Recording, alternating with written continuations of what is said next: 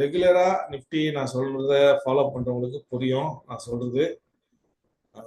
ஏன்னா நம்ம வந்து அது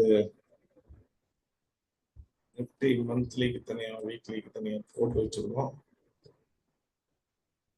ஓகே, மந்த்லி சார்ட்டு.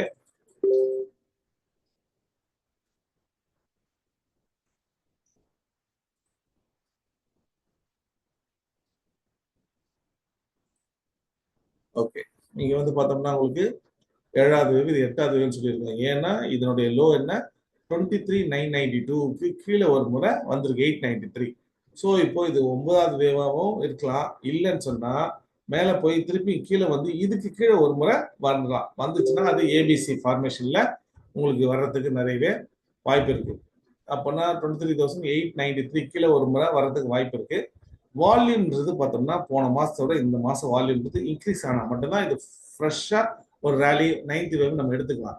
இல்ல போன மாசத்தோட இந்த மாசம் வால்யூம் கம்மியா இருக்குன்னு சொன்னா கண்டிப்பா கரெக்ஷன்றது ஒரு ஏபிசியா மாறி இதுதான் ஏ, இதுதான் பி, இதுதான் சின்னு 8வது வேவு அந்த சி வேவுக்கு மாறிடும். ஓகேவா? ஸோ மற்றபடி வந்துட்டு மொத்தம் 13 வேவு. அதுல வந்து இப்ப நீங்க போறது பாத்தீங்கன்னா 9வது வேவ். 9வது வேவ்ன்றது ஈக்குவல் டு 3rd வேவ். அப்போ பெருசா ஏறணும். அப்போ பெருசா ஏறணும்னு சொன்னா இப்ப இந்த மாசம் வந்து நீங்க 25,810 டார்கெட் வந்து இந்த மாசமே உங்களுக்கு ரீச் ஆகும். ரீச் ஆச்சுன்னா ஓரளவுக்கு இது வந்து 9th வேவ் நம்ம வந்து சொல்லலாம். இல்ல 25,810 போல நம்ம டார்கெட் போல அப்படின்னு சொன்னா நொண்டி அடிக்குது, வால்யூம் இல்லைன்னு சொன்னா கண்டிப்பா வரக்கூடிய மாதங்கள்ல இதுக்கு கீழே ஒரு முறை வரும். ஏன்னா இங்க ஆல்ரெடி வந்துட்டு சேனல்ல வந்துட்டு டாப் அவுட் ஆகுது. அப்போ டாப் அவுட் ஆகுதுன்னு சொன்னா கண்டிப்பா வந்து ஓவர் பாட் டெரிட்டரியில் இருக்கும். அப்படி ஓவர் பாட் டெரிட்டரியில் வரும்போது கண்டிப்பா கரெக்ஷன்றது வரத்தான் செய்யும். வந்துச்சுன்னா கண்டிப்பா ஒரு எக்ஸ்பேண்டட் பிளாட்டா மாறி இதுக்கு கீழே வர்றதுக்கு வாய்ப்பு இருக்கு. பட் டோட்டலா 13 வேவ்ஸ் இது வந்து இறங்கி வந்து திருப்பி இது மேலதான் போகும். அதுல எந்த விதமான மாற்று கருத்தும் இல்லை. So every decline buying opportunity இப்போதைக்கு வந்து இங்க வந்துட்டு ஒரு டாப் வந்துட்டு பாசிபிள். அது இங்க ஒரு ஏபிசியா போலாம். அது ஏபிசியா போதா எப்படி போகுதுங்கிறது நம்ம வீக்லியில போய் பார்த்தா தெரியும்.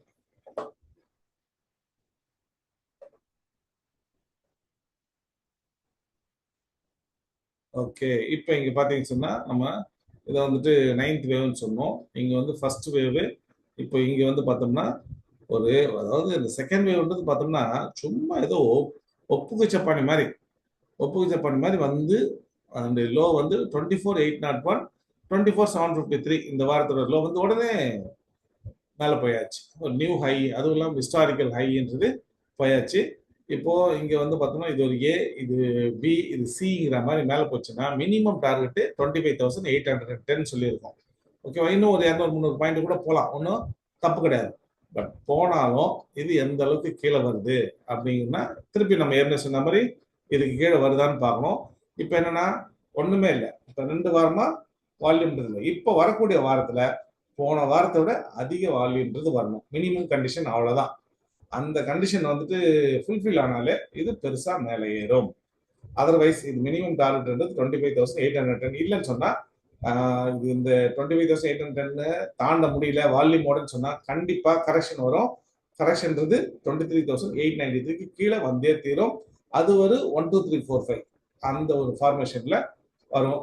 இதுதான் வந்துட்டு நான் உங்களுக்கு சொல்ல வரக்கூடிய விஷயம். ஸோ எது அதில் ப்ராஃபிட் இருக்கோ பாருங்க, புக் பண்ணுங்க. ஆனா நிஃப்டி இறங்கும் போது எல்லா ஸ்டாக்கும் இறங்குன்னு நினைக்காதீங்க. ஏன்னா ஆல்ரெடி வந்து ஸ்டாக்ஸ் வந்துட்டு பல செக்டார் கரெக்ஷன்ல போயிட்டு இருக்கு. ஸோ அதனால நல்ல ஸ்டாக்கை ஃபைண்ட் அவுட் பண்ணுங்க. அதை வந்துட்டு கீழே வாங்குறதுக்கு ட்ரை பண்ணுங்க. ஸோ ஆல்ரெடி நல்ல ஸ்டாக் வாங்கி வச்சிருக்கீங்கன்னா ப்ராஃபிட் உங்களுக்கு போதுமான ப்ராஃபிட் வந்தால் புக் பண்ணுங்க. திருப்பியும் பணம் அரேஞ்ச் பண்ணுங்க. கீழே இறங்கி வரும். நிறைய டைம் இருக்கு இறங்கி வர்றதுக்கு, எப்படியும் 3-4 வாரமா அது ஆகும். அப்போ அதுக்குள்ள பணம் ஆல்ரெடி நிறைய வாங்கியிருந்தாலும் திருப்பி வாங்குறதுக்கு ட்ரை பண்ணுங்க. ஏன்னா திருப்பி இது மேலதான்